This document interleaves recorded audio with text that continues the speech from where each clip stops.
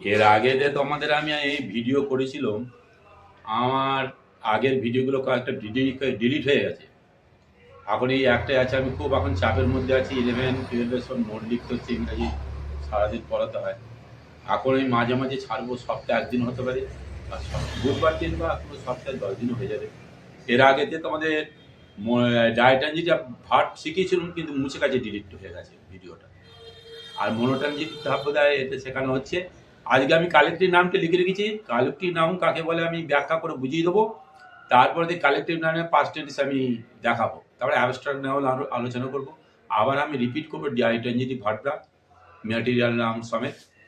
এখন একটা কথা আমি তোমাদের বলে নিই, যারা আমার কাছে পড়েছিলে বা নতুন যারা আমার কাছে 11-এ পড়তে চাও, মাধ্যমিক পরীক্ষা দিয়েছো, এই মার্চ মাসের প্রথম সপ্তাহে 1 তারিখে আমি রবিবার বোধহয় পড়ছে, ওই দিন আমি ক্লাস আরম্ভ করব।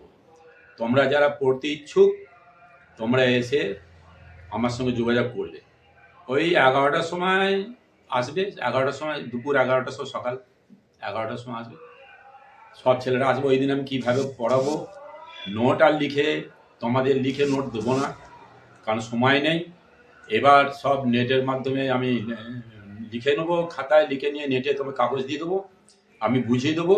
গ্রামারটা, রাইটিংটা দিয়ে দেবো। গ্রামারটার ভাষা শেখাবো এখানে, যাতে তোমাদের স্ট্রং করতে, যারা ইংরাজি জানে না, কিছুই জানে না, আত্মবিশ্বাসী লিখতে পারছে না, তারাও যদি আসে, প্রথম চান্সই আসতে হবে। এসে তাদের গ্রামারে আমি এই 6 মাস পাবো। ফার্স্ট সেমিস্টারে তো কিছু নেই, খালি এমসিকিউ ব্যাপার, কিন্তু সেকেন্ড সেমিস্টার থেকে উত্তর লিখতে শুরু হবে। যে লিখতে পারবে না বাক্য, সে তার আর পাস করা সম্ভব হবে না। তাই মুখস্থ যদি চলবে না। এই সামনে রবিবারে 1 মার্চ আমি আরম্ভ করব ক্লাস। যারা নতুন আসতে যায় বা যারা পুরনো আছো, তারা তোমরা সকালে চলে আসবে, আমার সাথে যোগাযোগ করবে। এখন আমি তোমাদের বোর্ডের দিকে লক্ষ্য করো, কালেকটিভ নাম বলছি। কালেকটিভ মানে সমষ্টিবাচক বিশেষ্যপদ। বোর্ড দেখো, বোর্ডের দিকে দেখো। যে শব্দ দ্বারা এক জাতীয় কতকগুলো বস্তু, ব্যক্তি বা প্রাণীর সমষ্টি বা সমগ্র রূপে একটা দলকে বোঝালে তা হলো কালেকটিভ নাউন, মানে সমষ্টিবাচক বিশেষ্য। যেমন উদাহরণ দেখো, ক্রাউড, CROWD। ক্রাউড মানে ভিড়, জনতা। যেখানে দেখো বহু মিটিংয়ে বহু লোক জড়ো হয়েছে, সেই লোকের সমাবেশটাকে আমরা কি বলছি? ক্রাউড, ভিড়, জনতা। আবার দেখো ক্লাস, শ্রেণী, মধ্যবিত্ত শ্রেণী, একটা শ্রেণী মধ্যবিত্ত, মিডল ক্লাস। অথবা শ্রেণী, ছাত্ররা যে ক্লাসে পড়াশোনা করছে, সেই ক্লাসটাকে আমরা কি হচ্ছে? শ্রেণী, ক্লাস 5, ক্লাস 7।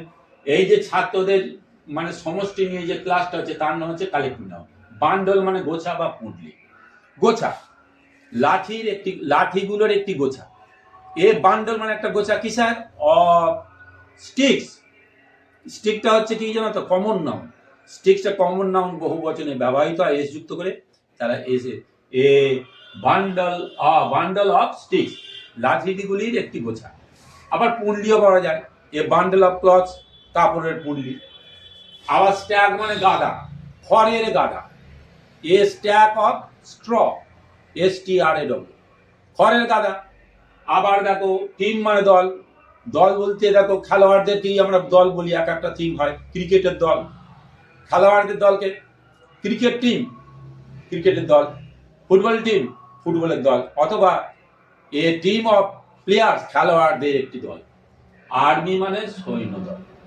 এখন সোলজার্স মানে সৈন্যরা, তাদের একত্রে সমষ্টিটাকে কি বলছি আমরা? দল। কি দল? সৈন্য দল, আর্মি। সোয়ার্ড মানে কি? ঝাঁক। কিসের ঝাঁক? মৌমাছিদের ঝাঁক। মৌমাছিদের একটা ঝাঁক, সোয়ার্ম অফ বিস, BEES। মৌমাছিদের একটা ঝাঁক। আবার যদি ঝাঁক মৌমাছি, তখন তখন কালেক্টিভ নাউনটাকে এস যুক্ত করে বহু বচন করতে পারে, সোয়ার্মস অফ বিস। আবার দেখো ব্যাচ মানে দল। ব্যাচ মানে দল। কিসের ব্যাচ? আমরা ছাত্রদের পড়াই, ছাত্রদের দলটাকে আমরা বলি ব্যাচ। আমি একটা ছাত্রদের একটা দল, ব্যাচ আছে আমার। এ ব্যাচ অফ স্টুডেন্টস, দুটো ছাত্র দল, দুটো ব্যাচ আছে ছাত্রদের, টু ব্যাচেস অফ স্টুডেন্টস। আবার আছে বাঞ্চ মানে গোছা, কিসের? এ বাঞ্চ অফ ফ্লাওয়ার, ফুলগুলির একটি গোছা। হার্ড মানে পাল, গরুদের একটা পাল, এ হার্ড অফ কাউজ। পাইল মানে স্তূপ, বইগুলির একটা স্তূপ, এ পাইল অফ বুকস। অথবা আবর্জনা স্তূপ, দি পাইল অফ গাবেজ, GARBAG। এইগুলো হচ্ছে কালেকটিভ নাউনের উদাহরণ। এই কালেকটিভ নাউনটা আমি তোমাদের শিখিয়ে দিলাম, এগুলো খাতায় লিখে নেবে, লিখে নিয়ে ভালো করে বুঝে নেবে। সংজ্ঞাটাও দিয়ে দিয়েছি। এর পরবর্তী ক্ষেত্রে পাস্ট টেন্সে কালেকটিভ নাউনটা আমি শিখিয়ে দেবো পরবর্তী ইয়েতেই। আর যে ট্রানজিটিভ ভার্ব বা ম্যাটেরিয়াল নাউন যেটা মুছে গেছে, ডিলিট হয়ে গেছে, এরপরে ভিডিওতে কয়েকদিনের মধ্যে আমি আবার রিপিট করে ছেড়ে দেবো বোঝার জন্য। আজকে আমি এখানেই ছাড়ছি।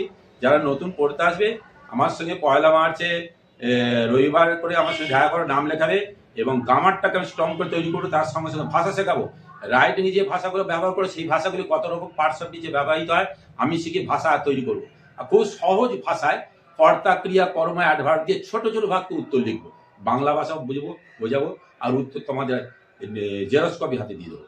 এইভাবে আমি 6 মাসের মধ্যে তৈরি করব, যাতে second semester, third semester, fourth সেমিস্টারে তোমরা ভালোভাবে নিজে লিখতে পারো এবং পাস করতে পারো। এখানে আমি ক্লাস শেষ করছি।